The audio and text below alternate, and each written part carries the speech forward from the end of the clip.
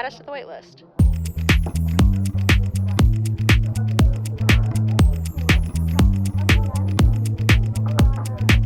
Today's specials include Ozempic at Costco, Alligator Wrestling, and the sex life of a showgirl. Welcome to the Waitlist, and thank you for joining us. My loves, good morning. How are we doing? Fine. Just fine? Just fine, I think. You think? I had to think deep and hard and long about how my weekend was. That sounds like an innuendo. Thank you for noticing. And I spent my weekend reading, and it was boring, and it was perfect. I love that. So Yeah. nice. So I guess better than fine. I got to just relax. We went to the park for like 2 hours. We did go to the park. That's so sweet. We touched grass. Touch grass. You guys went without me. You live in Queens. So? You were You're shooting so a wedding. You were shooting a wedding. So? Oh my God. Yeah, I was girl bossing this weekend. It was fun. Oh no. Oh no, my legs hurt. No, I had jobs. Friday, have Saturday, job. and Sunday doing the photography. It was very fun, but mostly I spent the entirety of the last 86 hours listening to Life of a Showgirl. You spent 86 hours? I mean, I haven't stopped listening to it, except when I'm like not listening to things. I haven't stopped listening to it except for when I stopped listening to it. Only 86. all of the hours of music I was listening to for the last 4 days consisted of Life of a Showgirl. Those are rookie numbers. And that's what I said. Yeah. I mean, I don't want to brag about my weekend too much, but I did go to Applebee's. It was awesome. Half price appetizers. Half price apps. I confirmed that they do have it at our local new Applebee's. local Applebee's Thank now. God. Oh, it's new. Well, no, but it wasn't here when we tried to go get half price apps at Times Oh. Square. That did not work. But We this got up and one- left. I would like our listeners to know that a few years ago for my birthday, we went to Applebee's in Times Square because we just finished watching The Book of Mormon. Fabulous. awesome. Hilarious So good. time. And we didn't know where to eat. So we went to Applebee's. We were like, it's after 10 o'clock. We're going to get our half price apps. We sit down. We look at the menu. We're looking for the half price apps. Nowhere to be found. We're looking. We ask the server and they say, no, we don't have that here. You should go to your local Applebee's. This is our local Applebee's. So we got up and left. Yep. I've never regretted it for a second. Not for a No. second. We And went to a now- lovely pub. We did. We went to that pub with the checkered tablecloths and they had delicious oysters. It was great. And now they open, or it's been around for a minute. We just haven't gone. They have one at Barclays now. Yeah. So we went to that one. Hell We were yeah. looking for some outdoor dining, some alfresco wine, because we were like, oh, it's so beautiful outside. And then we went for a walk. All the patios were slammed up and down everywhere in downtown Brooklyn. So Oh, yeah. we imagine. were walking down the street and Abe just goes, do you want to go to Applebee's? Hell yeah. It's the sexiest thing anyone's ever said. I couldn't agree more. You're like, I that's was- my husband. That was my man right there. He gets me. And so we went and we got these gigantic passion fruit Long Island iced teas. Stunning. $10. It was huge. We each got one, and then we split the appetizer sampler, and it was so we got 6 appetizers total. What did you get? $50. Holla at a deal. your $50, and we were hammered halfway through that drink. We were looking at each other like glossy eyes, like you're really cute. I feel God in this Applebee's. Yeah, Date. it was great. Do you think we should do the podcast in an Applebee's? Oh my God. Do you think they would let us? We have to get in at Applebee's. I think it's a slow. The ambiance. We is have brilliant. to show up. We have to befriend the manager. We have to get in Yeah. at Applebee's. I think we should rent Today's out the the day. whole Applebee's. Okay. All right. Relax. for my Relax, birthday, money bags. We'll do it for our birthday. What did we get? I'm so sorry. It was all a blur. I I blacked out at Applebee's. Sorry, I blacked out. Oh, wonton tacos. The chicken wonton tacos Solid. are Solid probably my favorite. And then close second is the beer cheese pretzels. Mm-hmm. I'm on Naturally? a diet if you can't tell. I don't Naturally. think I've ever had the wonton chicken tacos. They're my number one appetizer at Applebee's. We didn't grow up going to Applebee's. Yes, a lot, we did. though. What are you talking about? I feel like I remember us going to Applebee's. I have like a core memory of like a nacho tower that was like a foot tall from Applebee's. I feel like mom and dad aren't big Applebee's people. That was our fancy restaurant. Well, I was an Applebee's person. Little did they, maybe mom and dad weren't Applebee's people, but they sure as hell raised one. And that can happen with the right. Beware of your kids. They could grow up to be Applebee's people. Nature or nurture? This is the ultimate question. Well, I'm so happy for you guys. Thanks. I'm thrilled. It was Truly. awesome. And then we walked around Target. Oh and then my came home. God, what a beautiful. Listen, It was a crazy Saturday. for those of you who live currently in suburbia or a smaller city and don't live in a big ass metropolitan area, like those are the sweetest cherished moments when you can find a connection to the simple life. Maybe perhaps a Texas Roadhouse, a Longhorn Steakhouse. I think we have one in the Bronx, Texas Roadhouse. Gorgeous. If a Macaroni Grill was still open, I'd be Oh there in my a God. heartbeat. Yeah. And a little Target stroll, a little Home Goods. Give me a strip Oh mall. my God. Somebody give me a big ass Michael's that I can spend way too much money in. Yes. I did that. Oh, and also a shout out to our brother Ethan because his birthday's Friday. So when this episode drops on Wednesday, God. It'll be his birthday Eve. it'll be Birthday's his Eve. Big chain. His big Cuban chain. I don't think he's ever taken it off. I think he was born with it. Maybe he's born with it. Maybe it's his big chain. Baby's big chain. Big chain. We just want you to go crazy this week. Celebrate hard. Go to Applebee's. Get a big, gigantic beverage. Get a giant passion fruit. As big Long as your Island, head. I say. For $6. Go Gorgeous. crazy. I'll even sponsor it. I'll send you $6. Wow. Big dog. That's generous. What a sister. Yep. Hook it up. I'm going to remember that for my birthday. Applebee's only. You get $6. You get $6 at Applebee's. Love Spend that. it wisely. Better than what Starbucks gives you. Speaking of drinks, Yes. perhaps you want to grab a coffee or a cocktail because it's happy hour somewhere. And it's time for our Martini Tiny Stories to ease into your day. Oh my God. Start with just a little Amazing. sippy. A little sippy, a little sipster. Now, unfortunately, Jordan, you don't get to be the first one to announce an album. One of my favorite bands, Geese, their second album just dropped this past week. New York locals Sick. formed their band in high school and didn't really know if they were going to stick together as a band, but their first album just was so successful that they're crushing it now. Heck yeah, I cute love that. patooties. I heard their first album, 3D Country, a year and a half ago, and I was immediately hooked. It's like indie rock, and me and Dustin, my boyfriend, flew to Savannah to go see them because they were headlining. Oh, that's who you saw, yes. Yeah, Yeah. they were headlining Dog Days Sick. Festival in Savannah, alongside Mannequin Pussy, who also just ended their tour. We So Love. shout out Mannequin Pussy. Wait, so are they were still in high school like when they released that first album? No, when Or they they just- formed the it's when they band, just formed they the were in band. high school. Oh, okay. But yeah, they are very young. They're Okay. like freshly in their 20s. Oh, adorable. Right. Their first album was just so like punchy and intense and loud and fast. And this album is just so much slower that it's taken me some time to really grow on me. It is growing on me, but it's slow. It's a slow burn. The lead singer has just this super like deep drawl to his voice, and he just keeps drawling. And he's from Brooklyn and he has a draw. Yeah, I mean, it's not like a southern accent or anything, but Oh, like it's okay. very Bob Dylan-esque in the way that he kind of like talk sings. Yeah. And yeah, the first song on the album, Trinidad, the chorus, if you can even call it a chorus, is just him screaming, "There's a bomb in my car." Stop. So if you think that's your vibe, please go listen to it. You should have led with that. It's fabulous. Don't play it in a movie theater.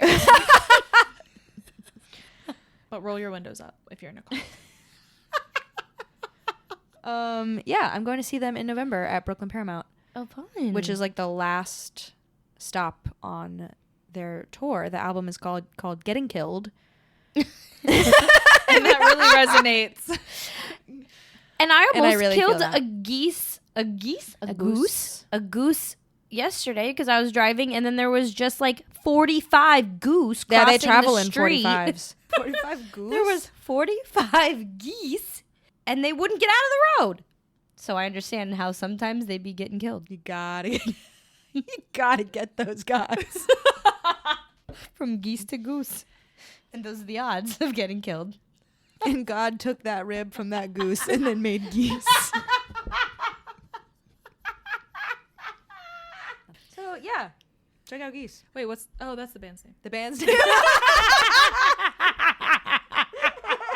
I could ask what the album's called. So what do you think of Geese? The bird?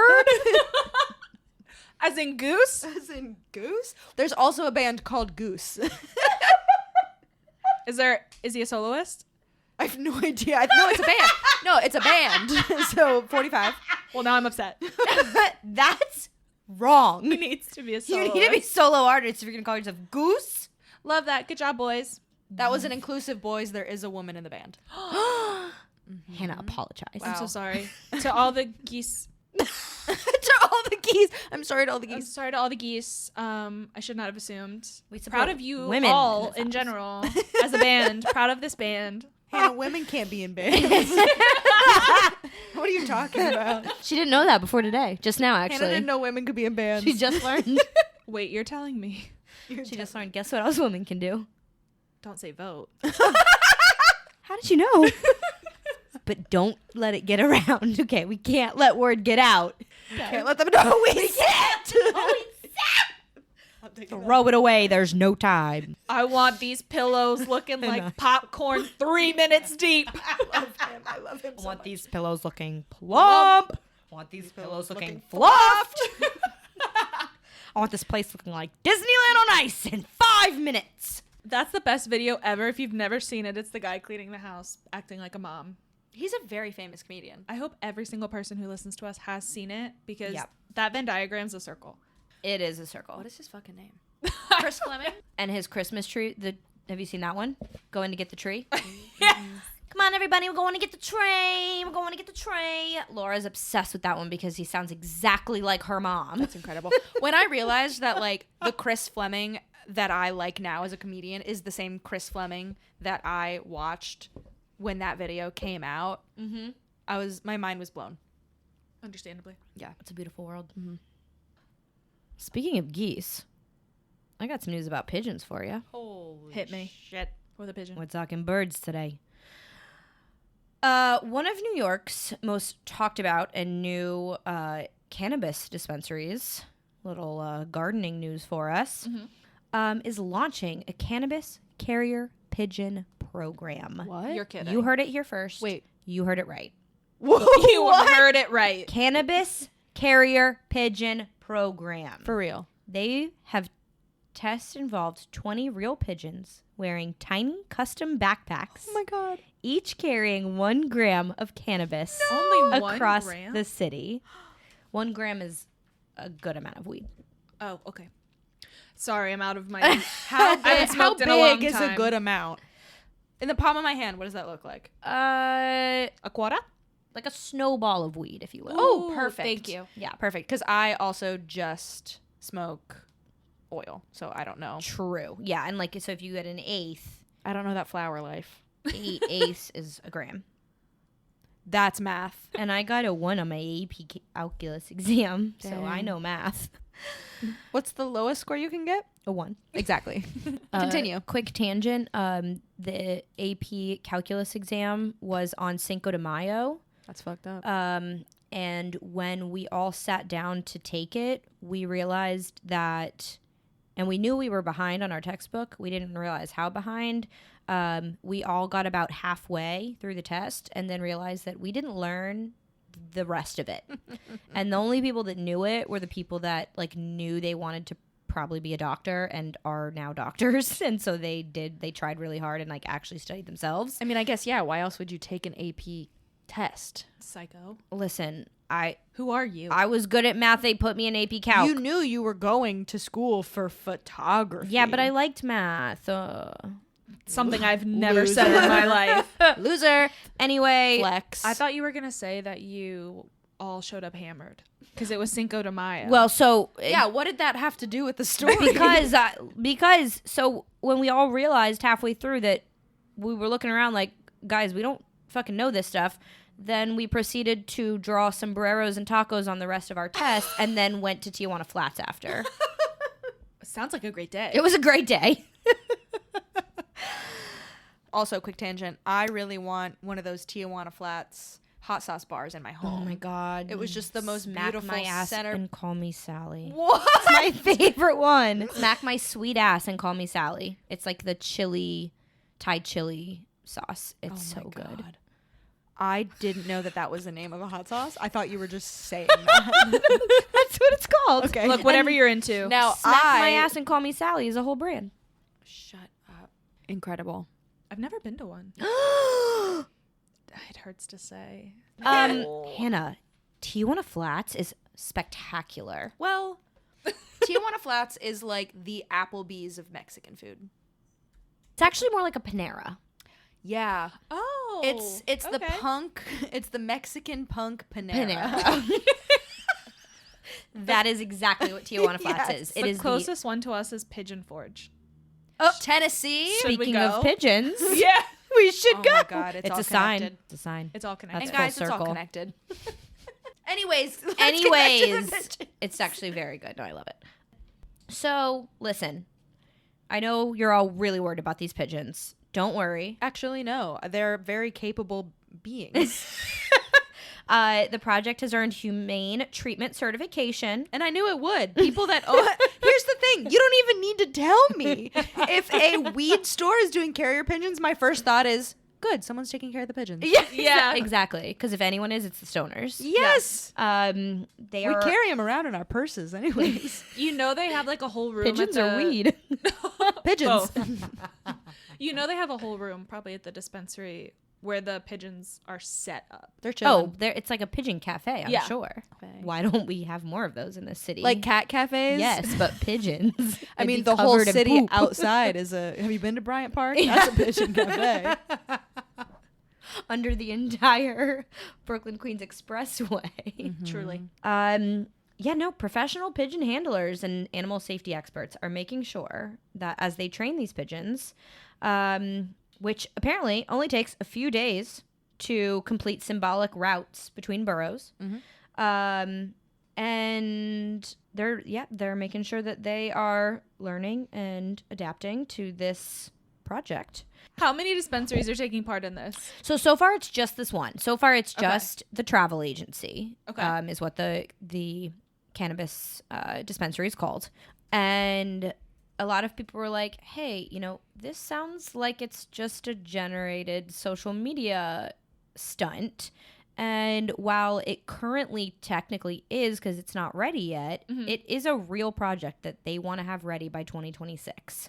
They're calling it their fastest and most eco-friendly delivery option because God. obviously Oh my God. the company quotes, "It's not about putting birds to work."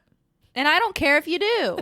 Because give them something to do. If they're happy and they have exercise and they're fed and taken care of, that This is sounds literally great. like the reason the term carrier pigeon exists. Exactly. They were bred for this purpose, purpose. and then they were abandoned. And that's why New York has so many and they pigeons. were just left to We be used considered them. the rats of the sky.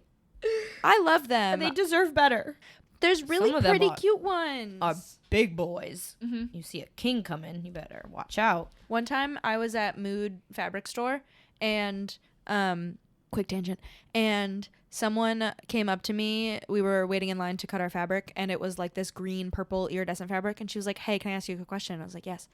She was like, does this look like a good pigeon color? I'm being a pigeon for Halloween. Fuck yeah. I love her. And I never found her, so if anyone knows someone that made a pigeon costume, Do you for remember when they Halloween- did the pigeon beauty pageant? It was a couple of months ago. It was this No. summer. They had like a pigeon lookalike contest. and everyone was Wait, The drag lookalike queen contests are getting out of pigeons. control. Chapel Roan, pigeons, Pigeons. you name it. Tim Shalley. Yep, Tim Shalley, Harry Styles. Listen, they did pigeons. They were spectacular. Yeah, no, it's not about putting birds to work. It's about reimagining delivery with a very New York sense of ingenuity. Put those birds to work. That's so on brand Rival for us. dispensaries have even joked about borrowing a bird or two.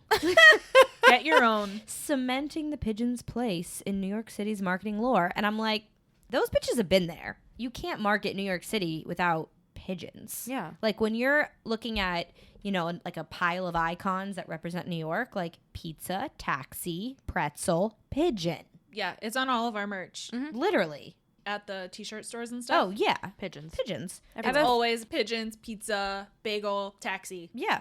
Such Pigeons, Liberty. pizza, bagel, taxi. And I live by that. Tell them. I have a friend who's doing carrier pigeons as her save the date for her wedding. That's cute.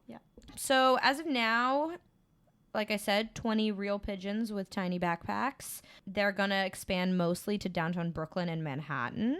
And then probably also a little bit of Queens. There apparently are already videos of some of the pigeons' maiden flights that have millions of views. So I do believe that is something that we could go and attempt to find. Please put a GoPro on a pigeon. Exactly, because that too. We'll post this on our story, but here's this little guy with his very stylish little backpack. That's the That's best so- backpack. Isn't it so cute? I want a matching backpack. I want a Look at Pixar him movie go. made about him. That is an excellent idea for a Pixar movie. Timmy the Pigeon. Or we something. can workshop the name. Sorry, Rutherford the Pigeon. It's a very like Finding Nemo-esque story where he gets separated from his backpack and then he has to like find all these animals who are all stoners. Yeah. That are also like the pigeons are like they fly like with a pigeon ATF so that they all know their deliveries and their landings, and then Yes. he gets separated and gets lost. and then when they all reach he the has destination, it's just some fucking guy who hasn't cleaned his room in 3 days. He's got a like pizza and he's like, "Oh, thanks, Tim." 12 teenagers Yeah. that are hiding it from their mom. yeah, exactly. Oh my god. That's how you don't get caught. How do we get Carrier pigeon. Carrier pigeon. That's a great idea. How do we get Disney Pixar to make a movie about carrier pigeons and weed? But they could be Yeah, but then no, we'll just if you're an animator in New York City, Hear us out. hear me oh out. my god, you could at least make a short film. Yeah. We did it. Holy We did crap. We just want producer credits. Yeah. That's That's all it. we want. And the last thing I wanted to note was that the final quote of the article, which was in Time Out New York, just says, "For now, keep your eyes on the skies.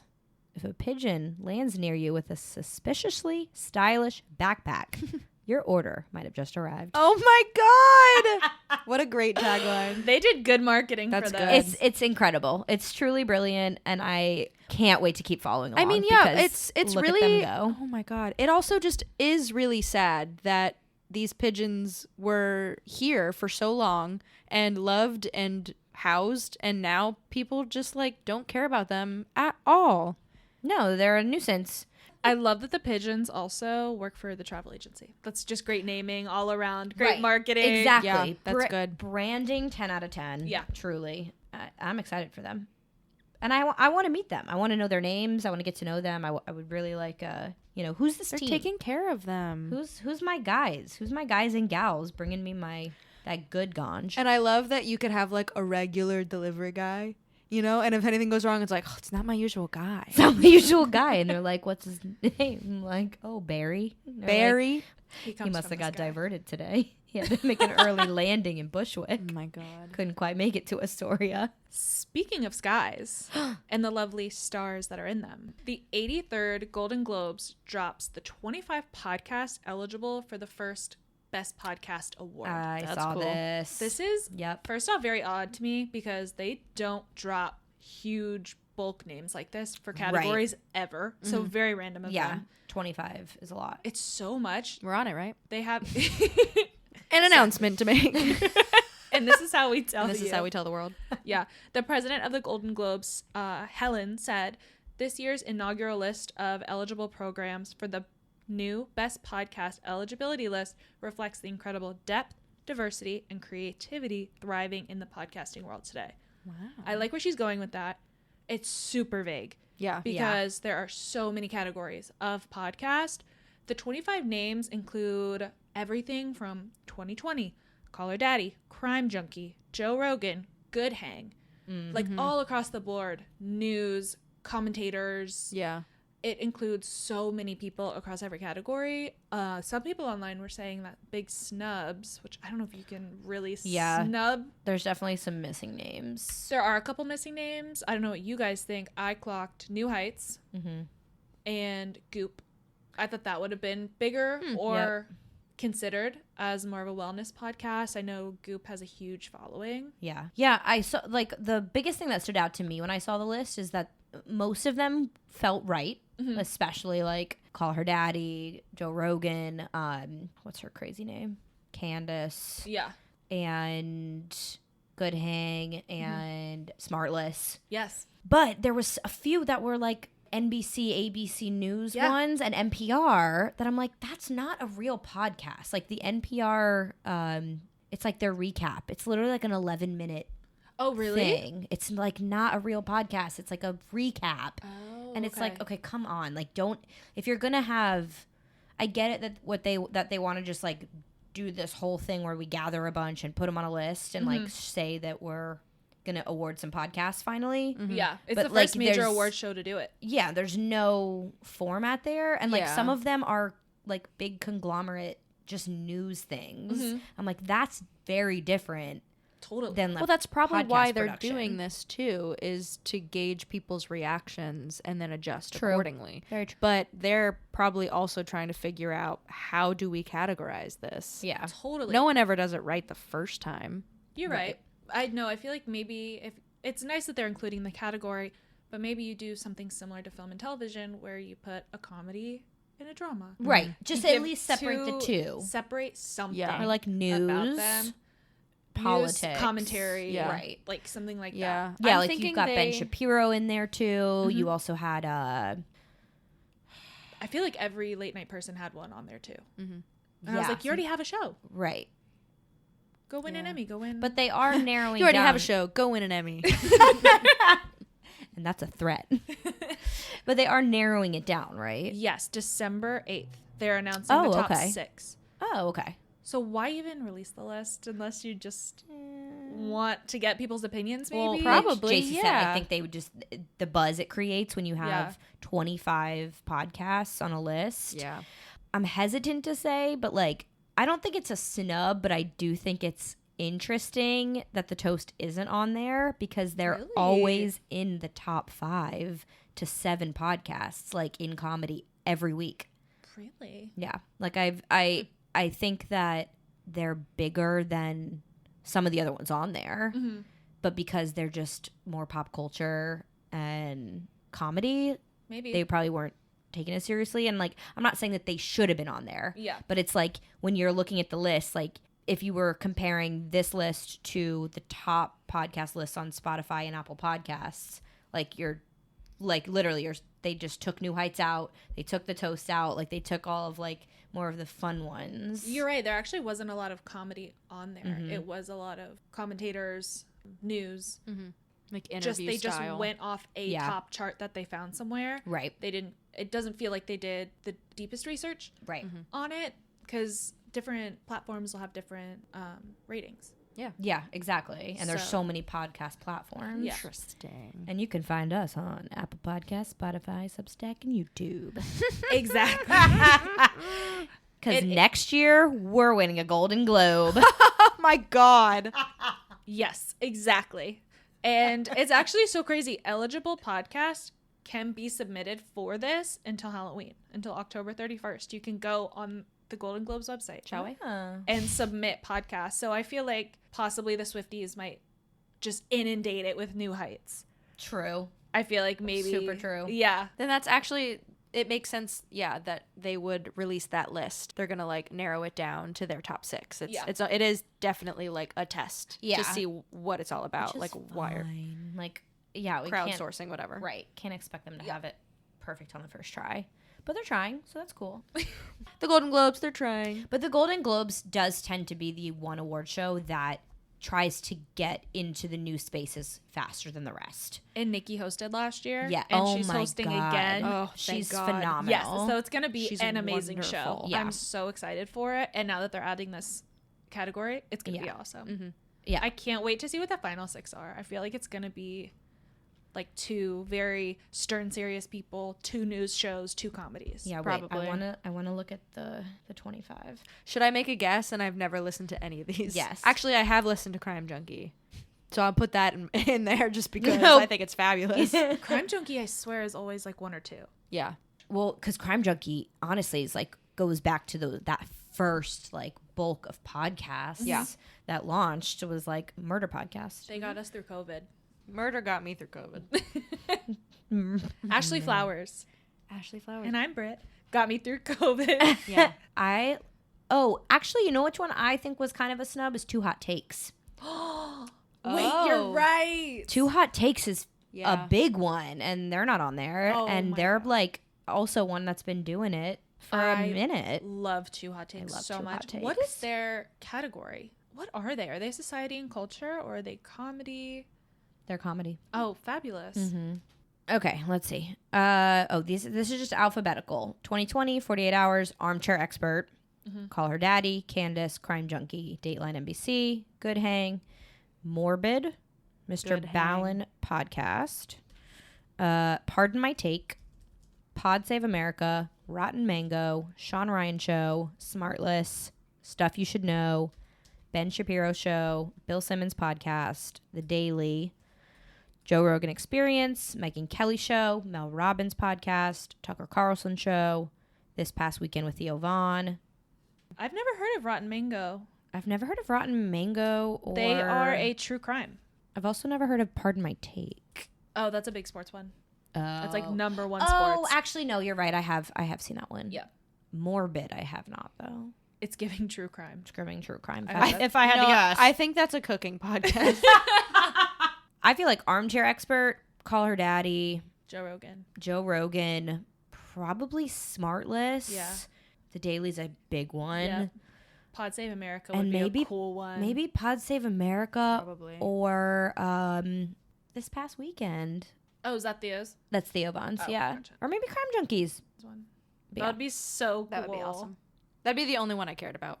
My prediction is that The Daily wins. Okay. But I could also my second one, Smartless. See, I Just think because I feel like they get everything. a lot of people are going to be upset if Smartless wins because they're all actors. Agreed. They can get so many other awards. Right. They can They get can Golden Globes Go for their acting. get an Emmy. These people like hate comedy because they don't even put actual comedies in the comedy category. You're so right. Like the fact that The Bear is a comedy is insane. Look, they make 1 joke per episode, and that constitutes a comedy. Oh, the service here is really slow. I'm going to speak to the manager. This is Speak to the Manager, where we, the managers, listen to what you, the listeners, have written in. Do you have a service industry horror story? Are you an expert in any of the topics we've shared so far and want to give additional info and satiate our thirst for knowledge? Do you have deep questions that could only be answered by 3 women in their late 20s and early 30s? Please write in. You can find the link in our bio. Okay, so this week we've got some customer service horror stories and anecdotes. First one is from Hannah's brother Christian. Took little sister Hannah to the coolest restaurant in Sav, the Gray. She didn't eat. That's what Christian said.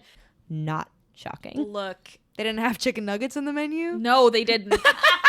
They sure didn't. And I was not prepared for the amazing, beautiful, stunning, delicately crafted menu.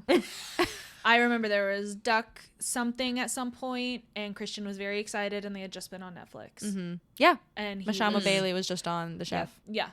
So you Chef's know, Table, sorry. And you didn't, did you taste anything?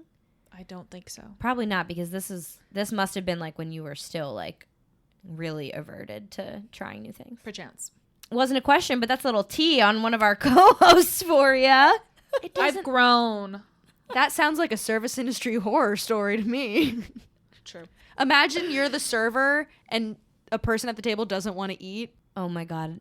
Awful. And you're like, are you sure? are you sure? Do you want No, I'm anything? fine. Is there anything? We'll get you butter noodles. And Hannah's like, no.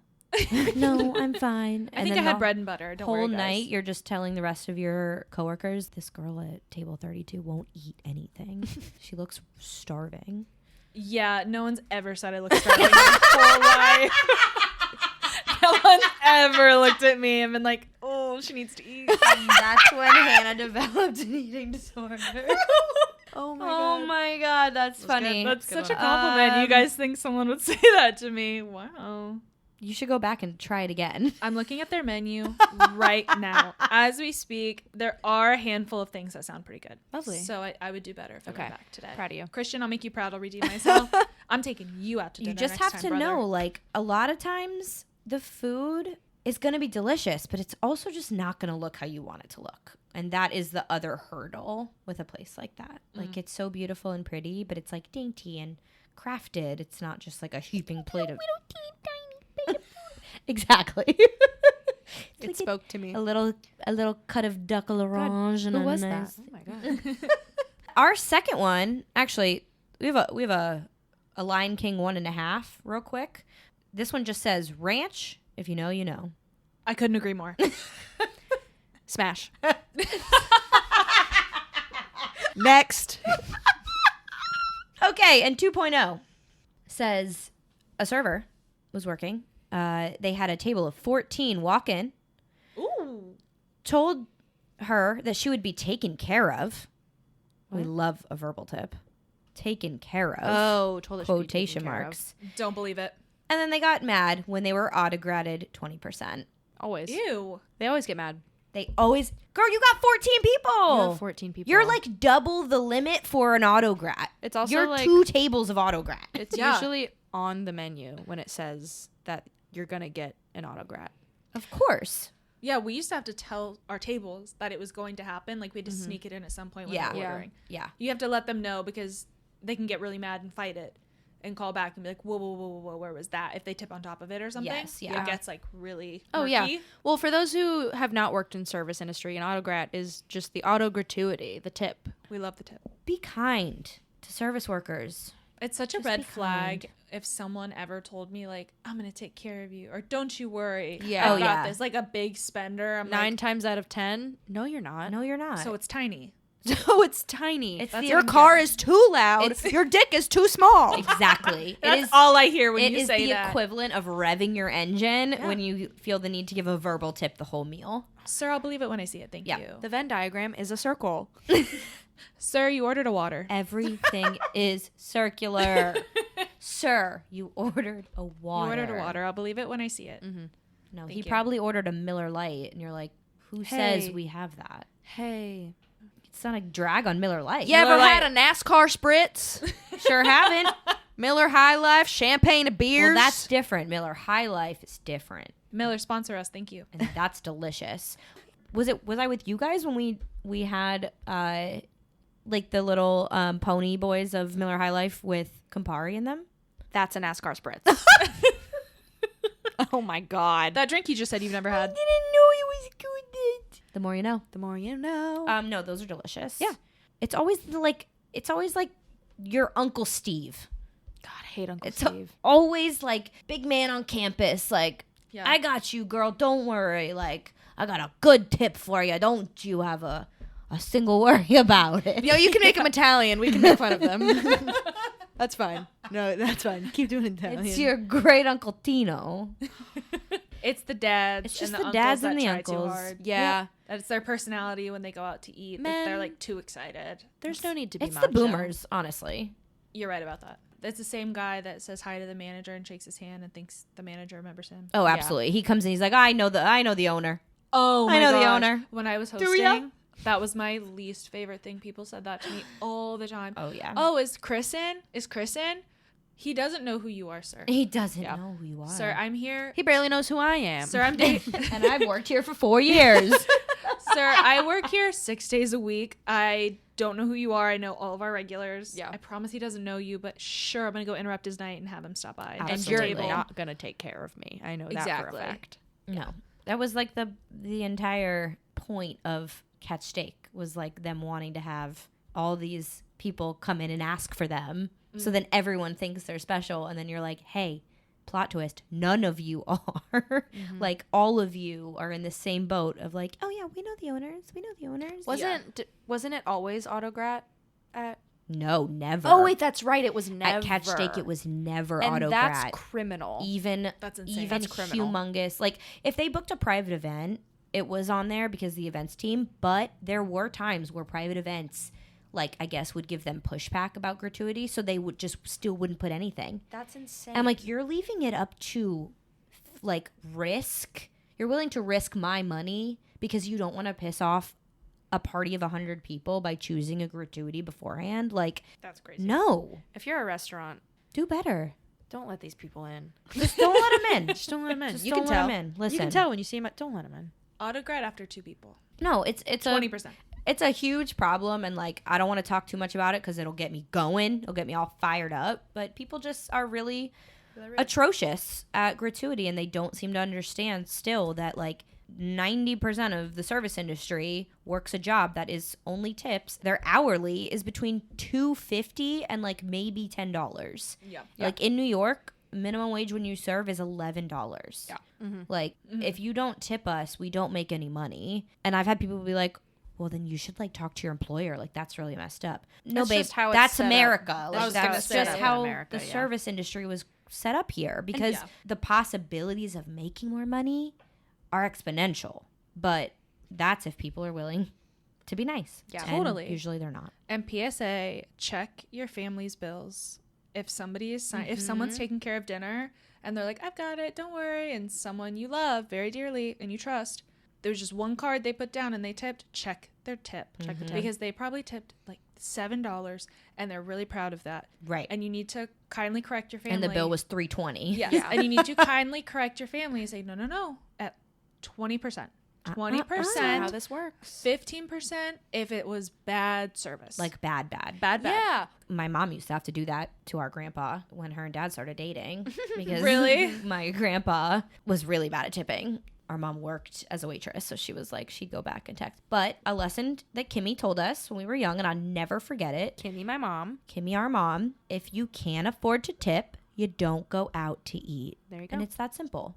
Auto gratuity is there to protect servers. They need this money to survive. Totally. If you want the system to change, don't take it out on the servers. Exactly. They deserve their money. They work very hard. Yeah, if you actually ask to speak to a manager kindly, or you have to talk to the server afterwards or something, Don't. a lot of times that can be really great if you're kind about it because they don't know certain things. They don't know, your server doesn't know if your soda was flat. They didn't drink it. Yeah. Stuff Right. like that. You need to True. communicate to them. Tip your servers, everybody. PSA of the day. All right, ladies, time for our main course, our final and biggest stories we brought to the table this week. Yes, I'm starving. Jordan, you're up. Well, don't I have a story for you? Cue the glitter and feathers, ladies. 'Cause Hit me with your biggie. We're talking life of a showgirl. Taylor Swift, TS12, album dropped Friday at midnight. And it is an album.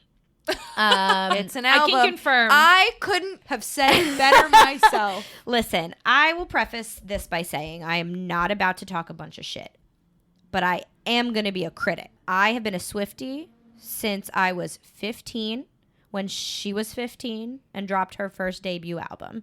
I've been a Swiftie since I did my makeup, like the teardrops on my guitar music video for my Sweet 16 birthday party. Okay? We were in the trenches. We've been in the trenches That's amazing. for almost 20 years. Yeah. Okay. So a caveat. All right. Yes. Let's just go over like kind of more so the Yeah, talk about highlight caps of the album. First, I just want to drop the numbers for y'all. After day one, Life of a Showgirl is the second largest sales week for an album in the modern era. What? That goes Wow. to 1991 is what they're considering the modern era of music. So Okay. it's not really Fair. even that modern, but Yeah. in the last 30 something years. In the age of internet. Yes. Yeah. Yeah. Second largest. The first is Adele's 25, which sold 3.378 million copies in its first week. Hell yeah. Oh my gosh. Life of a Showgirl has sold 2.7 million copies in the first week. Vinyls have also sold 1.2 million copies. The Fate of Ophelia is number 1 from the album. Naturally. Which to me is my favorite song. I'll say it, the only good song. It's a good song. It's got a beat. I like to dance to it. It's a bop. Then as far as other sales go, if Life of a Showgirl debuts atop the Billboard 200, it will mark Taylor Swift's 15th number 1 album, lifting her past Drake and Jay-Z for the most number 1 albums among soloists ever. Whoa. Damn. They I both have wouldn't 14 number 1 albums. See, I wouldn't have seen Drake on that, but I totally me see Jay-Z. either. I Yeah. didn't know Drake had that many albums. I had no idea. I'm not gonna lie. Jay-Z, that does make sense. Yeah. Yes. And only the Beatles have 19 number 1s, but they're a band. So like a solo artist is what they're basing. And that goose. does go back a goose. A goose. Exactly. Just That one. does go back to 1956. All of her other albums have debuted at number 1, and I don't think it's wrong to say that this will do the same. Right. As far as another little feat that she's reached with this is that she is the first woman and the first solo artist since Prince in the 80s to hold a number 1 album, song, and film in the US at the same time. So because she also launched The Life of a Showgirl movie in theaters. It was like a limited release, just Friday, Saturday, Sunday. Basically like behind the scenes, lyric videos, whatever. Just like a theater moment for Kyle and fans. Renee went. Did they? I was too busy. Our very lovely friends, Kyle and Renee, who I also really live in New lovely York. friends. Yeah, so because of the film being in theaters also, She was going for that, for Yeah. sure. she was going Totally. for that.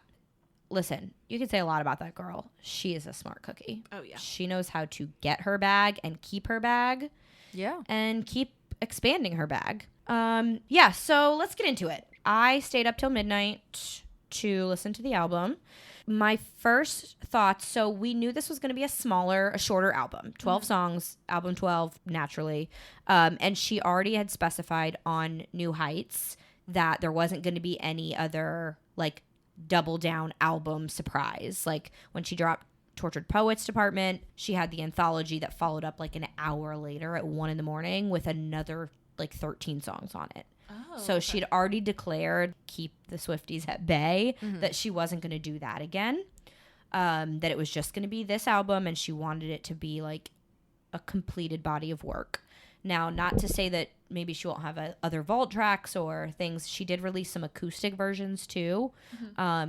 They're like exclusives for all the CDs, and that is like a side of it I don't really subscribe to, like all the vinyls and the CDs and whatever. Yeah. Like the people merch have stuff. bought, I think there's like 5 iterations you can buy right Yeah, now. with all the different cover art Yeah. and all the vinyl stuff. Like, but that's like a Target partnership, and like I think just people were like, another one. Like, of course, you're Yeah. gonna have a bunch. Yeah. Singers make music. That's what they do. And they make music to make money.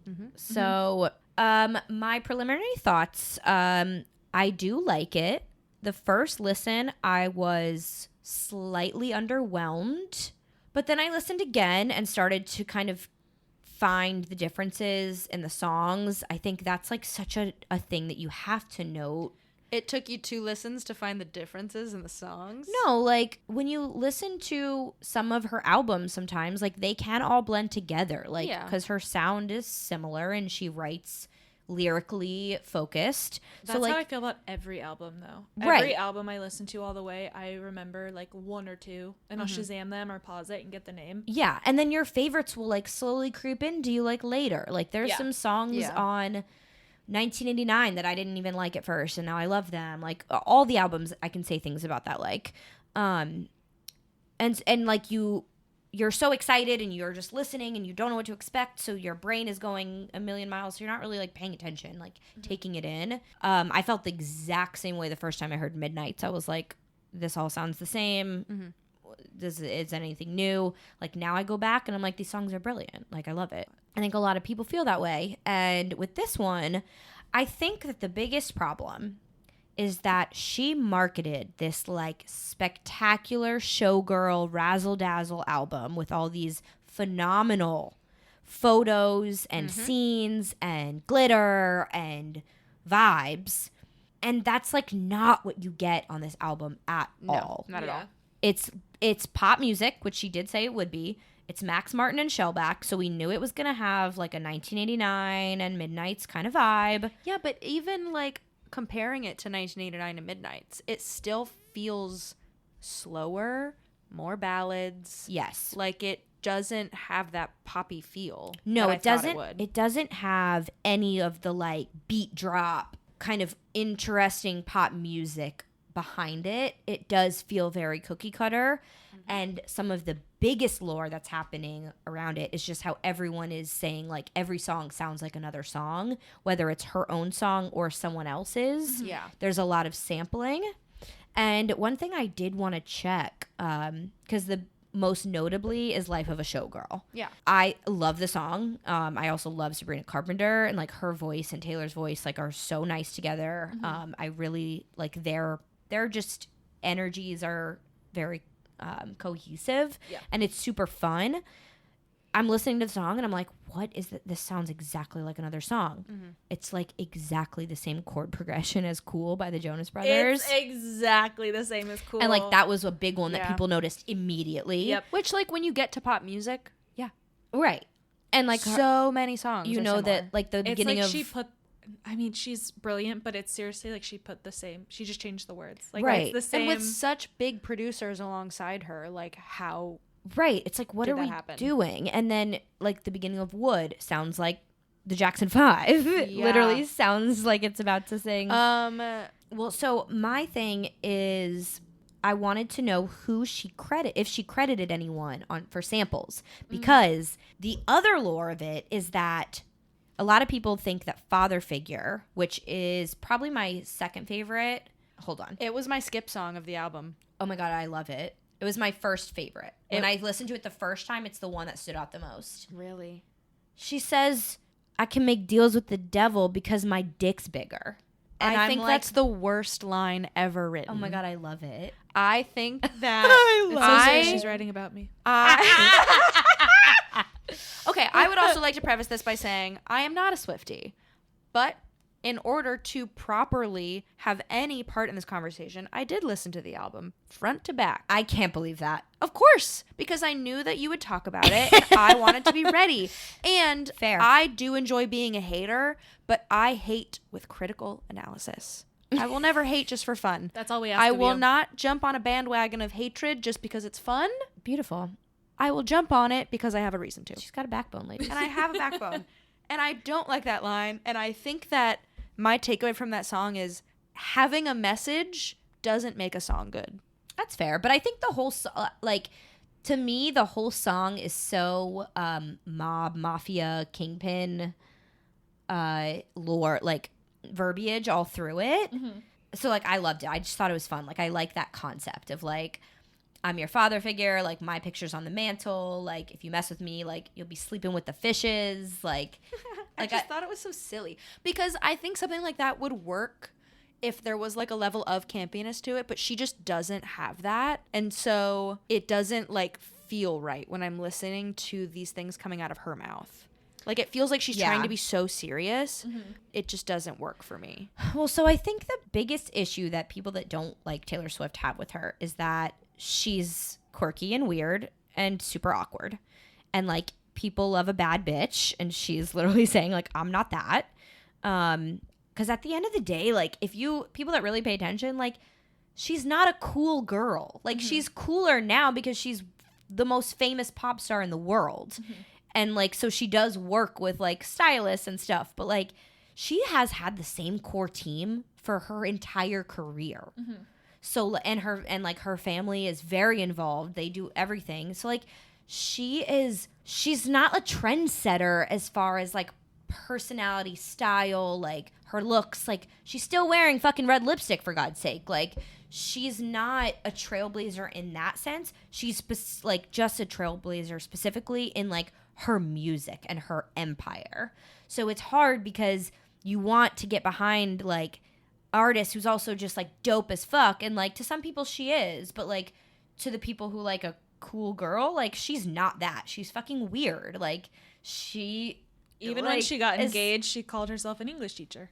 Yeah, like she knows her brand. She has her sourdough loaf in the Fate of Ophelia music video. Oh my god. She literally has one of her loaves that she's making. Which, like, to me is core, oh my god, I'm gonna be mean, basic bitch pick me vibes. Sourdough? She's a little bit, she's definitely a little bit pick me. 100%. Of course she is. You have to be. Also, just like that is just, if you are an artist, you have that energy. You have to. Of course. If you are a singer, you have to have, like, it's just, Right. it's inherently in you. Yeah. It's theater kid energy Exactly. is what she gives. Yeah. She gives theater kid energy. 100%. Yeah, not quite as like on the deep of the spectrum as like, what's her face that you fucking hate? Ooh. Who? Rachel Ziegler. Oh my. Rachel Ziegler. Like that's She's not my favorite. Oh, no. Yeah, she's yeah. like a cut end over here of She's like super theater thespian. kids. because they're in, different worlds. Yeah, and then you have like Rachel Ziegler can sing. also true, but like that's the thing. Like no one can be all the things. Well, no one expects her to be all the things. I don't think anyone ever thought she was cool. It feels like her fan base thought. They Oh were no, getting her this fan whole base. other- Her fan base is obsessed with her. Yeah. like They think she's she gives all the totally things, and that's hottest where the woman that ever disappointment walked the sits. earth. Yeah. I do think like she has gotten hotter since in the last like 2-3 years. Like in her more so in her stylized shoots. She's never not been hot. I think she's always been beautiful. She's always been pretty and like cute, but like more girly, not like sexy. And Yeah. then she was like, fuck that. Like, I want to be sexy. Yeah. And she started leaning into that. But like, she's awkward sexy, but like, she pushes herself through that. And like, eventually people are going to love this album. But this is very normal in the Taylor Swift world. When she drops an album, half the fans are pissed. Like when she dropped Tortured Poets, people were like, what is this nonsense? It's a bunch of word salad. She's saying too much. She doesn't know what she's talking about, blah, blah, blah. And now they're like, holy fuck, that album's so good. It's been the same thing every single album. But I do think that this one, because like I said, of like just the marketing and the lore, like it did fall It feels flat. like a letdown. And for the first time ever, it's on my feeds. So that's Right. why I think this album specifically is different. Like the because critics are also saying. I don't get Taylor Swift on my feed ever. For me to be seeing these reviews of it not being received well is it's so Notable. Yeah, it's notable. notable. It's something to like think about. Yeah. And while I was listening through it, there were definitely a lot of songs that jumped out at me that I really liked. Like Fate of Ophelia. Good time. It's such a good Happy time. fun Very time. good. I already know all the It's words. I love great. it. It's such a like. I listened to it and I was like, I want to be in a party or a club right now with like lights going and fog machines and like dancing. Because I was reading the articles that Pitchfork put out, which has been very fair to Taylor Swift in their reviews of her. What's Pitchfork? It is a respected music publication. Cool. They focus only on music. They've been very fair to her in the past. They're very fair with their reviews. And I think they gave her a 3 out of 5 forks. How did they rank? 3 forks and a spork. 3 forks? right now it has a 5.9 out of 10. I was gonna say if I had to like rip a number, like my first, I would give it a 6 out of 10. And I think that it actually went up. I think it was like a 4 something recently, and I think it's going up. But an interesting thing that they point out too, like you pointed out how some of the songs sound like a lot of other songs. Like the beginning of Actually Romantic sounds like a Kids Bop version of Where Is My Mind by Pixies. That's what I was gonna say. What people don't know is that they're called interpolations. Yeah. In the music industry, she credited all of these. Yeah. But people are just like, oh, she's just copying. Like, no, she gave credit. Right. She gave credit to Where Is My Mind by the Pixies Yeah. and Teenage Dirtbag. Yeah. By Weezus for Actually Romantic. She gave credit to the Jackson 5, I Want You Back for Wood. Yellow Flicker Beat by Lorde for Canceled. That was my favorite song. Which is crazy. Canceled I've is not fun. heard anybody say it's their favorite so far. But I like it. that one stuck out the most to me. It was the most poppy and the most fun. Yes. That one I think would have been such a hit like 3 or 4 years ago. I feel like the things she's saying make sense for cancel culture like 4 years ago. Right. But cancel culture now is just so different. Right. It's not like that. It's not as cut and dry. It's not as intense as it used to be. Yeah. Like there's so much more nuance now Yeah. to that conversation. True. No, I just think that, yeah, like it felt a little bit stuck in the past. Like she was creating something that she thinks her fans want. Mm-hmm. Yeah, because she's always thrived so much on spite. Yes. And it feels like she's grasping at straws to figure out what she can still be spiteful about. Exactly. But her life is going so well. And so a lot of the songs on the album are about how her life is going so well. Right. So she still needs a couple songs to be like, okay, how can I also just mix in here? Yeah, like problematic or Right. dramatic energy. And then they turn out to be, being rich is really hard. Being famous is actually kind of hard, guys. Well, That's what I got from Elizabeth Taylor. The second song on her well, album. yeah, because she does love to sing about like okay, so I will say the conversation that she does have a lot of times about how difficult it is to be famous comes mostly from like the trauma of her past relationship with Joe Alwyn, because he was so private, wanted to like keep her to himself and like dull her light, and like basically would not settle down with her, even though they like after 6 years she was like, either marry me or let me go, because he couldn't deal with a life that was so public and stuff.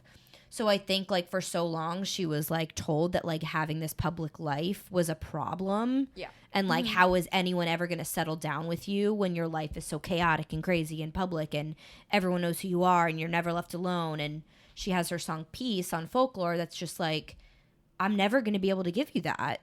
So now she has to like rearrange her brain because she's with Travis Kelce, who also is famous and is only like his star is only growing. He's a human exclamation point. Literally. Literally a giant human exclamation point. Literally. And she's like, oh, wait, I could live a life where someone's okay with that. But at the end of the day, she's just a girl who like always just wanted to have a fucking partner that loved her.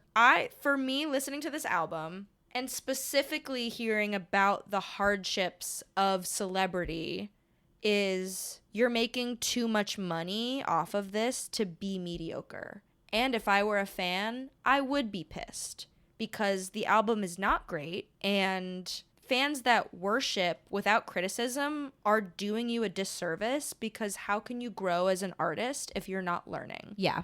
You're making billions of dollars off of people that love you who might not want to tell you that you're letting them down. But I don't think that's happening here. I think a lot of Swifties, they've been very vocal. Like, hey, Good. we don't love this album. And it might not, it could be because you said, look over here at all this like shiny sparkly. And then like you gave us like a girly diary entry album that like would have worked. The marketing didn't match. In between like Fearless and Red, but it Yeah. doesn't work now because you've come too far. Yeah. And you literally lived like this crazy tour showgirl life, and we thought we were going to get like a little more of the nitty gritty behind that, and instead it's like You got one song about life of a the life of a showgirl. And also the Sabrina Carpenter of it all just kind of doesn't do it for me. Like her being on that song like didn't up it. I wish which it is was strange more. because Yeah. I Yeah. love Sabrina Carpenter. Yeah. And her voice is like butter and it's lovely. Yeah. But it just, the song didn't do it justice because it just wasn't a big song. I don't know. I think that the Swifties have accidentally put themselves in a really particular situation where they are so obsessed with Easter eggs and with lore and with all the stories and the quick releases and the release dates and everything. So I feel like they have, and this might be true of other fan bases, I'm not 100% sure, but I feel like because they're so obsessed with staying up, listening to it as soon as it drops, and then posting their opinions everywhere, they don't sit with it. Exactly. They don't feel it. So Totally. they have all these hard opinions on stuff. It's like, you need to sit back and relax and enjoy the album and sit with it, give it a week, and then talk to people about it. If you love her so much, hear it out, hear it on your walk, hear it on your commute, hear it in the car. Yep. Like, feel it out. I agree. And they accidentally, not maliciously, put themselves in. Because they want to be first. Yes, they built this culture, and then they've yeah. kind of That's the kicked social media themselves- culture. Yeah, exactly. So it's too quick, and I think they accidentally put themselves there. Yeah, it's like Not a fun place. That doesn't sound fun at all. Right, because like you said, you want to be a fan, you want to support your girl, and you want to trust your faves, but it's like, okay, but this is not the album that we thought we were getting. And whose fault is that? Is it ours for getting our hopes up? Is it hers for leading us in one direction? But the things that like she keeps saying, like she's so proud of this body of work, she loves it so much, like the whole album is like a no skip, like she loves all of the songs.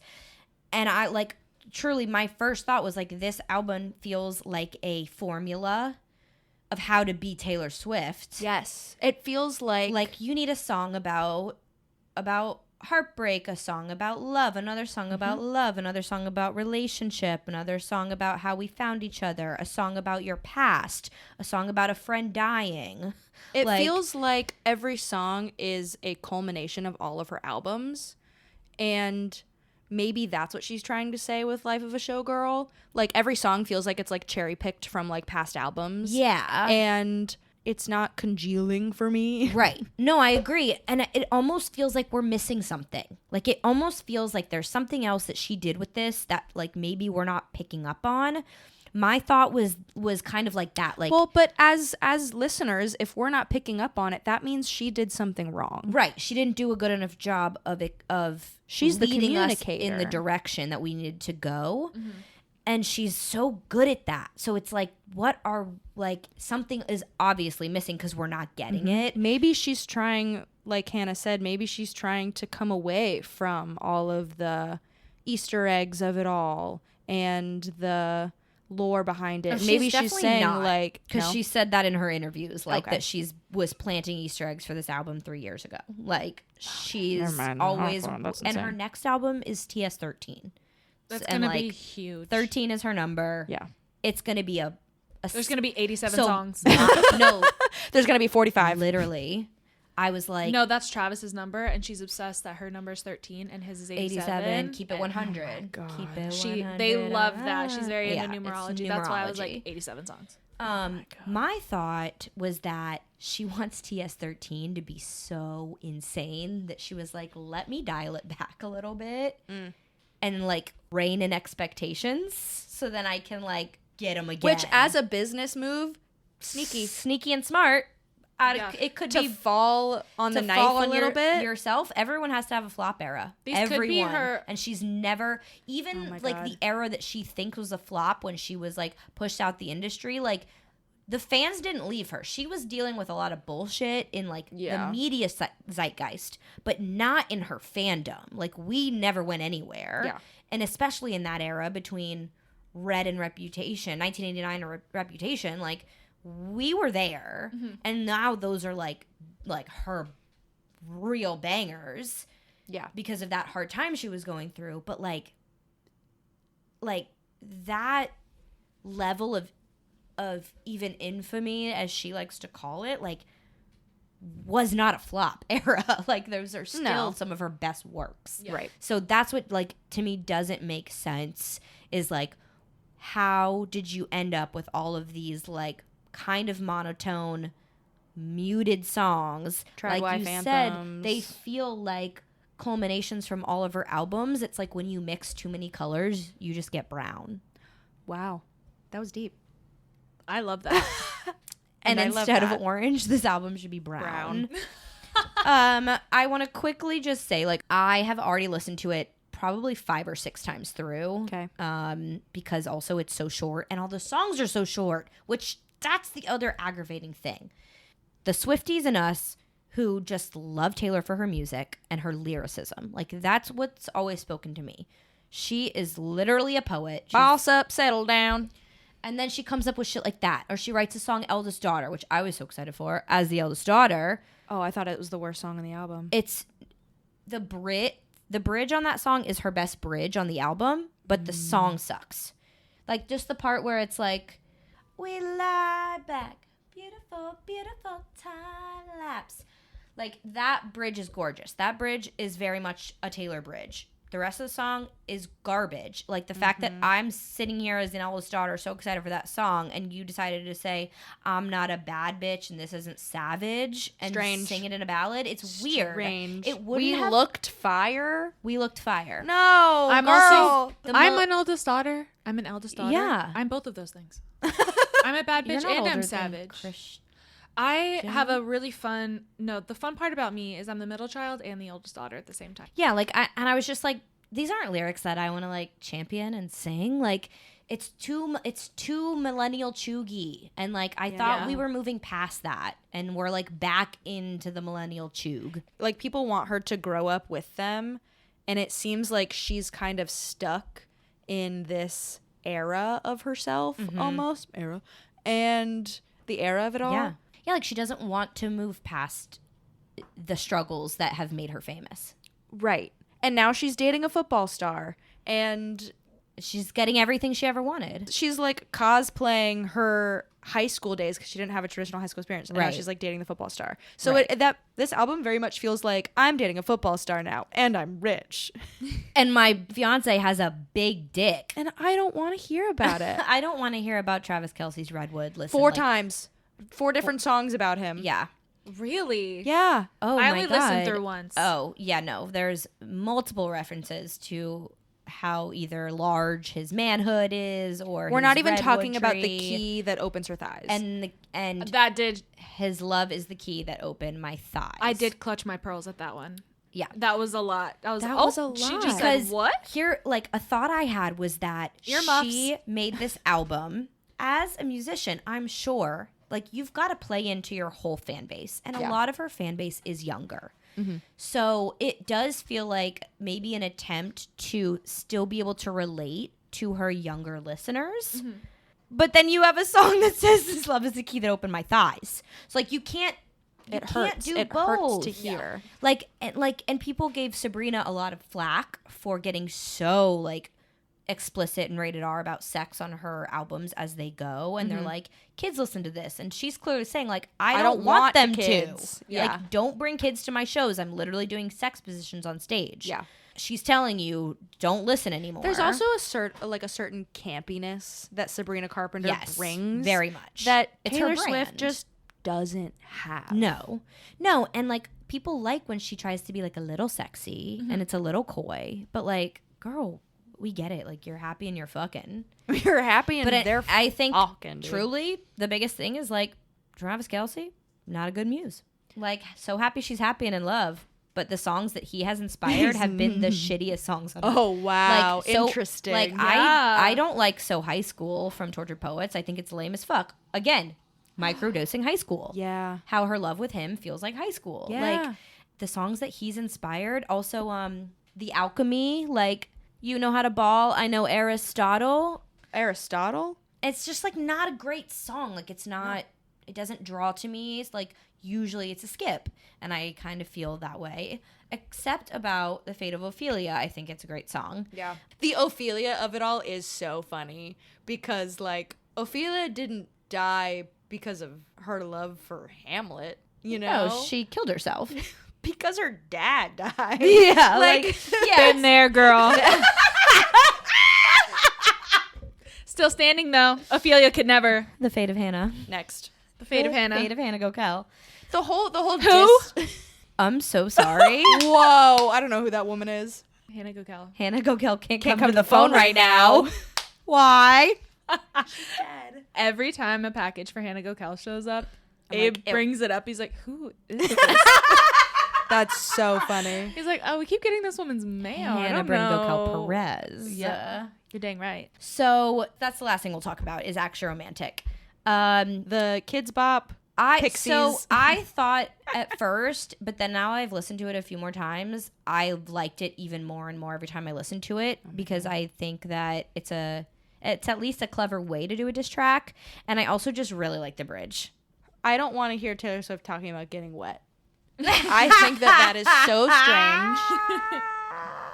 that hurt my ears. Honestly, that's the problem is she's trying to do what other people are doing. She's trying to do what other people are doing. And she's also punching down. Right.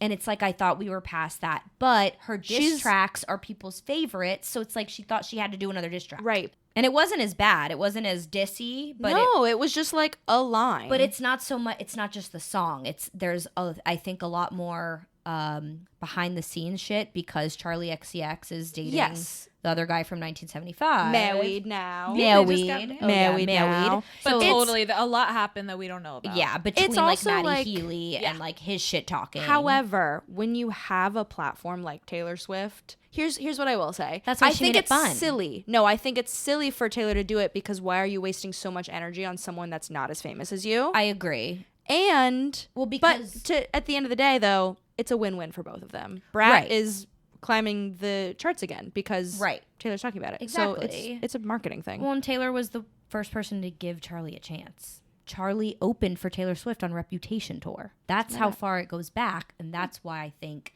there's more there than we know in the public because Taylor tried to put these other like starlets on the map, and then they always like basically tell her to fuck off at some point, and that pisses her off. This diss track is actually helping women artists. If you think about it, supports women. she actually supports getting women. People talking about their albums again. I just think it's silly. I think it's one of those things where it's like, why waste your energy? But like, it is working to build their albums up. Agreed. Especially if it's not that wowie of a song, yeah, and it didn't stand out. She could have. She's so talented. She probably wrote it while making morning coffee.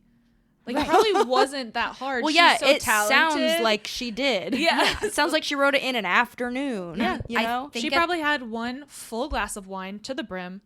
Was feeling herself She's a little. folding her sourdough. And she hummed, and then the song came out. And she's thinking about Charlie XCX a year after her album came out. Yeah. All in all, Anyways. I agree. I think a lot of the choices were mid, especially when you only have 12 songs. Yeah. I am interested to see where this goes. I don't think it's going to win a lot of awards. No. I could be wrong, but I'm like, you're more creative than this. Yeah. Like, you're actually you can do better. Trailblazer in music. Well. And so it's like maybe you were trying to do something here that we're not getting. It just... No, if people don't get it, it's Taylor Swift. If people don't get it, she didn't do a good job. Yeah. And I am interested to, like, listen to more of her press and interviews and like see what else she has to say about it and if she doubles down on anything. I saw a meme today about how she probably had to explain what mahogany was to him. I have one theory. I think that she is going to be on the new album for the new Hunger Games. Sunrise on the Reaping? Sunrise on the Reaping. I think she's going to be on that album. Yeah. She hasn't been on the Hunger Games album since the originals. And she makes like references like mahogany also, and then she has like her song with Lorde, and then there's another song reference to another artist that's also always on the Hunger Games albums. Interesting. Okay. Yeah. So who's to say? That's my throw at the wall prediction. I would love that. Speaking of trailblazers, our next story I'm so excited to talk to you guys about. Ozempic and Wegovy are coming to a Costco near you. No. Talk about trailblazing. Whoa. Way. For like Taylor Swift could never. Taylor could never. Yes, the company Novo Nordisk, who own the brand names like Ozempic and Wegovy, are partnering with Costco to sell it for $499 a month to people without insurance. That's 4 doses. Pretty good. That's great. That's very good. That's such a great price. Yeah. I was on tirzepatide from February to 3 weeks ago. I love a GLP-1. I'm a huge fan of them. Same. Yeah, we're huge fans of them. It's so fascinating. Gotta get me some more of that juice. Now we gotta go. Now you need a Costco membership. Oh my God, I need I don't even have one. You gotta get one. Will you take me? Yes. I love going to Costco. I love it. Sign me up. It's so sick. What I love about it, and I'm so curious to see, is it mentions that it's for people without insurance to make it more accessible, which I love. So nice. But what's so interesting is I started my GLP-1 journey doing tirzepatide to treat my PCOS. And PCOS is not covered under insurances. Like, it's not a reason to get a GLP-1, even though that's what a lot of the doctors prescribe. And I started a GLP-1 TikTok, and I got to know a lot of people who are on it and shared their stories and their testimonials and how they got their GLP-1, stuff like that. And it's so crazy that it's been such a headache for everyone to get it who has PCOS, even though it's a lot of doctors' main way to start treating it. It's not a cure. It's not going to figure everything out. I'm not a doctor or a medical professional. I'm just going off stuff my own doctor has said and stuff that the GLP-1 community has said. So it's so fascinating because it's very hard to get. Yeah. 13 For states. like people that actually need it. Totally. you know? For celebrities, seems like so easy to get. Because it's so expensive. Yeah. So it's like, They can just they boom. just buy buy it. it wherever they want. Yeah, exactly. And 13 states, which is big, 13 have approved it for obesity, which is huge. Yeah. So that would get a lot of people covered. And it, although it does have some crazy side effects and people get very, very nervous about the side effects, which is fair. Everything has side effects. Yeah. Like it's biggies or nausea, diarrhea. Sorry. Sorry to Trigger warning. trigger warning. Yes. Trigger warning number 2. Gastroparesis. I think that's how you say it. Gastroparesis Yeah. is a big one that people get nervous about, but that one's very, very rare. But what they're finding out, the longer these have been on the market, is they actually reduce the risk of cardiovascular death, heart attack, and stroke.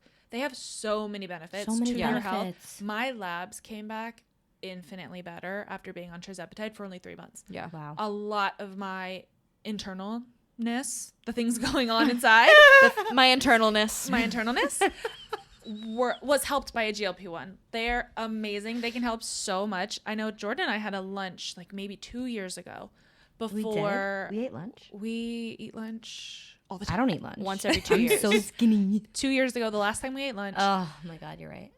I remember it so clearly. So it was before Jordan Got no or secrets I here. were on one, and we were talking about how to get one. We're like, we need this. We think it'd be such a game changer. I remember. A huge part of our conversation was just, it feels like a losing game because everybody says losing weight is what a doctor will tell you a lot of times to start with. Yeah. If you're bigger, but it can feel like such a losing game because the food in America is so bad that you're just losing no matter what you're eating. Yeah, even if you're eating healthy things. 100%. Like it could be insanely processed. You're doing your best. You get what you can afford. You're trying your hardest. You're meal prepping. You're doing all this stuff. It doesn't matter a lot of the time because our food is just not good. Right. Yeah. It's not high quality. That's why people travel and they go to Europe and they're like, I feel amazing. I'm not bloated. Yeah, Because I've lost weight in Italy eating carbs every day. Yes, exactly. Like it's just our way of life here. So the fact that they're making it more easily accessible to people is huge. Yeah. I love it. I might go back on it. I gotta see. Like it's such a good price. That's Yeah, so especially, good. like- and it's coming from the main creator. Right, like a direct from the lab. Like Yes. it's not going through a bunch of random third-party people. Like it's Totally. straight to Costco. Do you still need a prescription Yes. for it? Okay, good. You That, do that would still be need a that would be prescription. my worry for it is like anybody could just go get it, but as long Yeah. as you still need a prescription for it, then fabulous. Great. Yeah, your doctors can send it to Costco. Give people medication without insurance. Most of America is not on health insurance right now. 100%. Yeah, I'm not. I don't have health. I haven't had health insurance for years. Yeah, and it's like if you have insurance like me, but it doesn't cover PCOS, doesn't cover anyways, where yeah. it's like okay, cool, then I can go here and still get it. When I saw a TikTok about how there is that big conversation about PCOS and endometriosis because there is less research combined done on those two things in women's health than in like testicular cancer. Oh, 100%. and I like, believe that. men's health. Like so That's why we don't have male birth control. and half the reason that people aren't getting like insurance doesn't cover it is because they don't even have like the information. Yeah. That's crazy. Yeah. That's insane. And it's like, okay, now these medications are literally helping with so many more problems. And like, of course, like you said, people are gonna be scared of side effects. Like, be wary, you know, like listen to your body, Listen to your doctor. listen to your doctors. Like, our mom works in a women's care office. Like, she had one of the doctors that did it to lose weight. She was feeling really good. And then she had, then it started like affecting her kidneys. And she had to like, eventually she went into like kidney failure and had to have one removed or like something like that. Like, and so my mom is like, you need to watch out. Like, you need to watch out because like even a doctor like had to have a major surgery. And I'm like, Which is fair. and I was but- like, well, did she have symptoms? And she's like, well, yeah, like we were telling her to stop for months. And I was like, way to bury the lead. Yeah, like this, totally. she had a Wait. bad reaction to it and she kept doing it anyway. Oh my That God. is a problem. Yeah. And that's your own fault and you're a doctor. Yeah. Yeah. I know when I got mine my doctor told me this is a tool. It's not the answer. And Right. she told me to increase my fiber to help with the stomach emptying, all that stuff. She's True. like, increase your fiber, take an inositol, take these couple supplements, and exercise at least 150 minutes a week. An ocelot? Inositol? An ocelot? I don't know what that is. Axolotl? An axolotl. It's a supplement Okay. for PCOS, and I think everybody can take it if their doctor likes it. I know it's just supposed to help with your cycles or something. Cool. I don't know. I take it, but Lovely. yeah, I'm learning. you're learning. Yeah, and you're a little tiny baby, so you have not struggled as much with these things. But yeah, when I haven't even had puberty yet. You're right. anyway, I got tits. My bat mitzvah is tomorrow. You're all invited. You're all invited.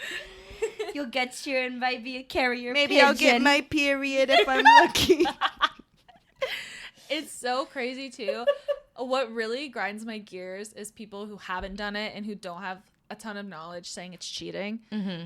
Because there's no part that's fun to me about giving myself an injection in my own kitchen. Right. So is Advil. I am Advil's not- cheating. It's cheating to get rid of your pain, You're your so headache. right. You're I so mean, right I about think that. the Medicine reason- is cheating. That's why it exists. The Medicine- reason people say that is because celebrities are buying it and losing weight. Right. Like, that's why. It's Yeah. because people who shouldn't be on it are using it Yeah. for a selfish reason. Right. Yeah. And the lesson in all of this whole episode is like, Watch hey, the substance. watch the 100%. Stop putting celebrities on a pedestal. They are not the people we should be listening to for almost anything as far true. as like real life advice. They don't live real lives. Yeah, look at the three of us. We are celebrities. We are celebrities and you shouldn't listen to We us. are, we are the biggest stars. We're in a warehouse in New Jersey at 3 a.m. Exactly. We're just We're- normal girls. Normal Podcasting girls. for a sold out show. Exactly. MSG.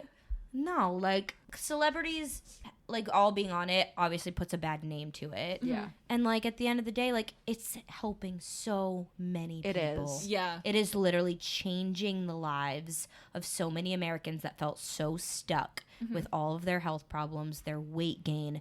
And like for context, I'm 4'11", but a few years ago, like I got up to like 150 pounds. Like I went to the doctor and they're like, you are overweight. You're not obese, but like you're overweight, like beyond a reasonable percentage for your size. And I'm like, great. What, like, how much should I weigh? And they were like, Take me out to dinner first. they were like 115 pounds. And I was All like, well, right. I don't know if that's ever going to happen again. But like, That's so tiny. I did my research, found the semaglutide, did that, lost 25 pounds, like slowed down, tried to get myself back on a normal routine, and I've like maintained that weight loss without like too much exercise because can't lie, I don't work out as much as I should. But we're also all three very active. But yeah, like we're active people. We walk like 25,000 steps all the time. On a all the work day. time. Like Literally on a work day. on average 5 to 15,000 steps a day. So Yeah. like we're moving and grooving. I try and stand on the subway.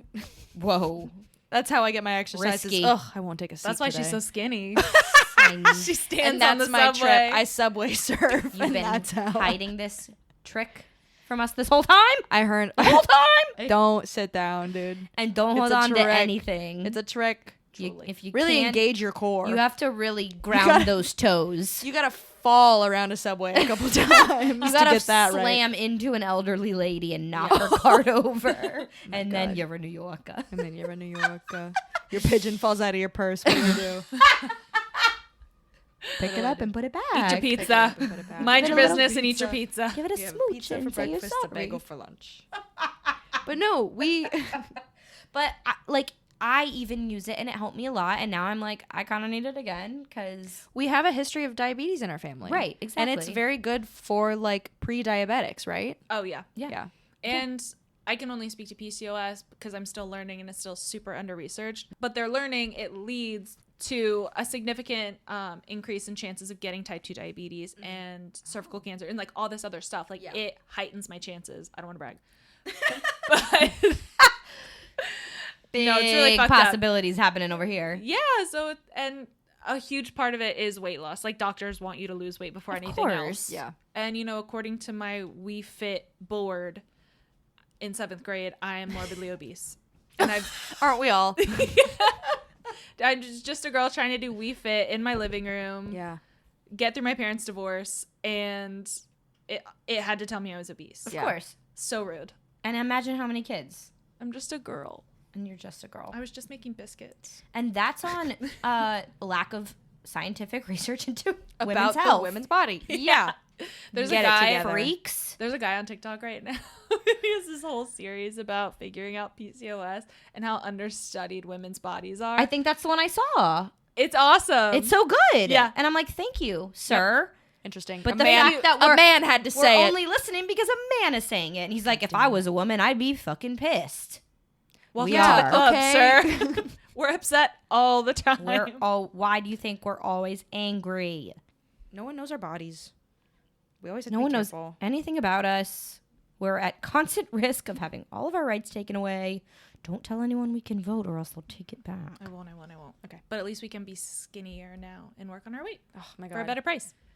So I'm just super pumped for Costco and this partnership. I think it's going to be so great. I hope it becomes more accessible for so many Americans who need it. Yes. Yeah. That feels like exactly what they're going for, which is going to be nice. Next up, insulin. Get it in there. Totally. Get insulin in Oh my Costco. God, for real. Yeah. For real. Speaking of Costco hot dogs, the 2nd annual Florida Alligator Festival was just held this past weekend. I see the relation. In the Big Cypress National Preserve. It was the 2nd annual Florida Alligator Festival, as you can imagine. This is very exciting stuff, guys. Why are you so quiet? Florida! This is amazing. It's so hard to believe it's only the 2nd. It's only the 2nd. In the Everglades, it was a free family event.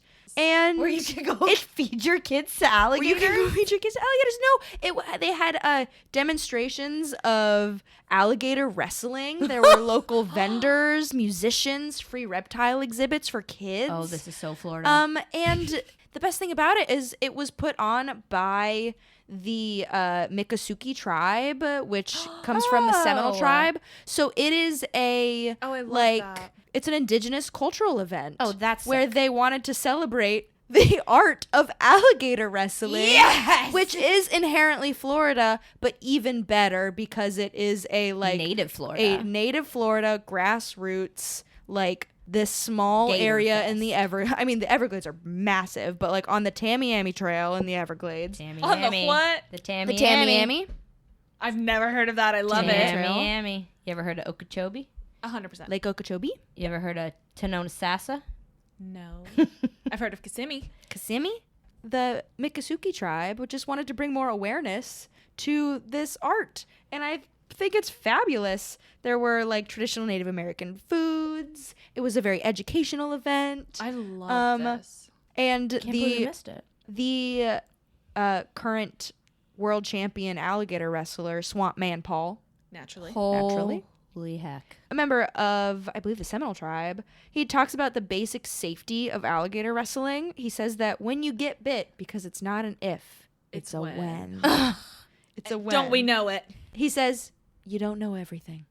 So it's like spiritual awakening. It seems truly like when you come into close contact with a predator that can kill you, it definitely puts you in this headspace. Just like any other thrill-seeking activity, you're going to have this moment of like, oh, I'm not important. Right. I'm just here. This beast can take me away.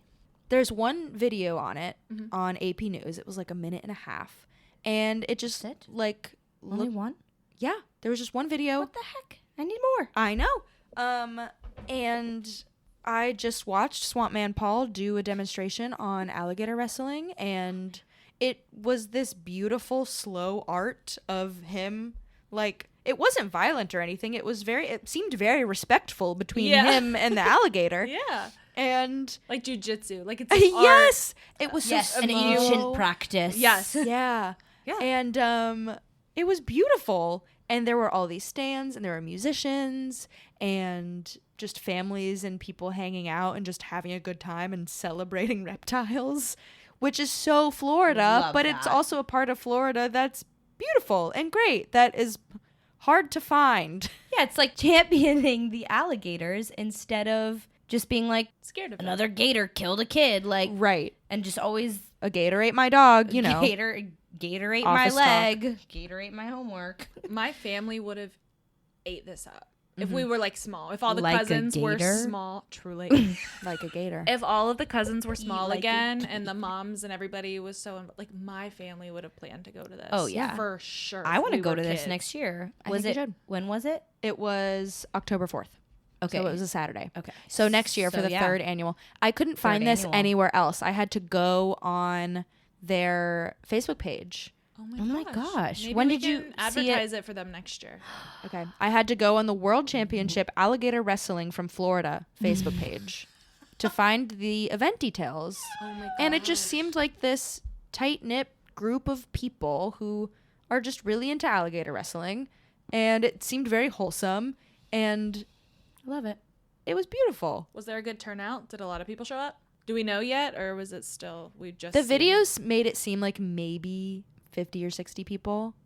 Okay. Oh, wow. So like We've got room for very- growth. Yes. maybe it was like 100.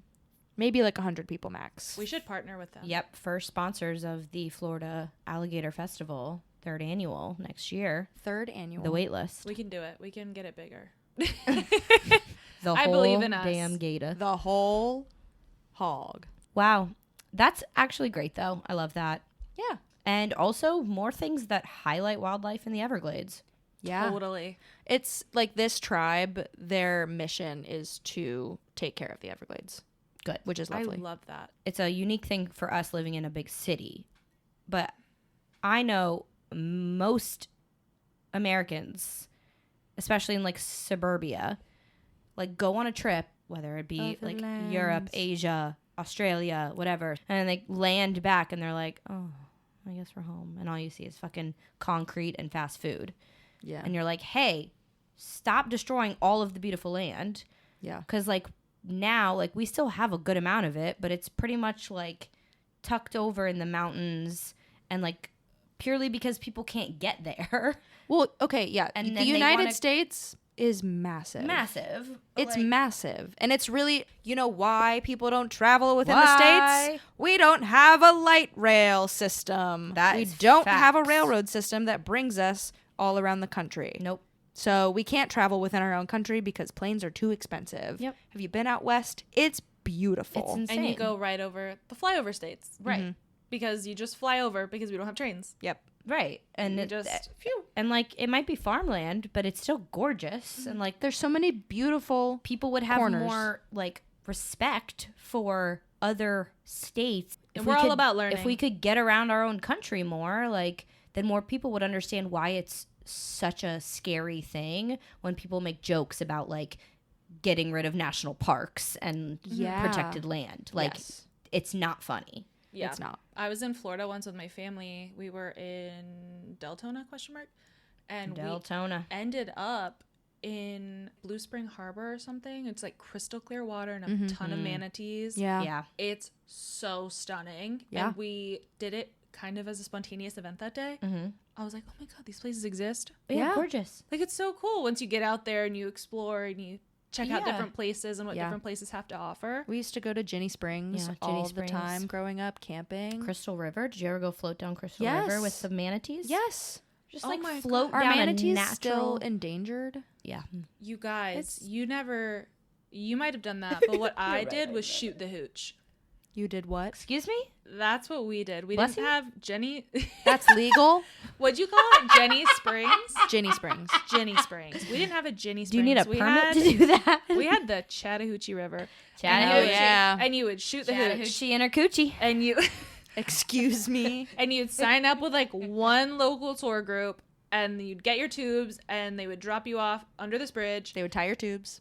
and then you tie up the tubes. Yeah, you tie up the tubes. Hell yeah, brother. The Chattahoochee's the only one that'll tie up your tubes. Get there, baby. Someone's dad brought special.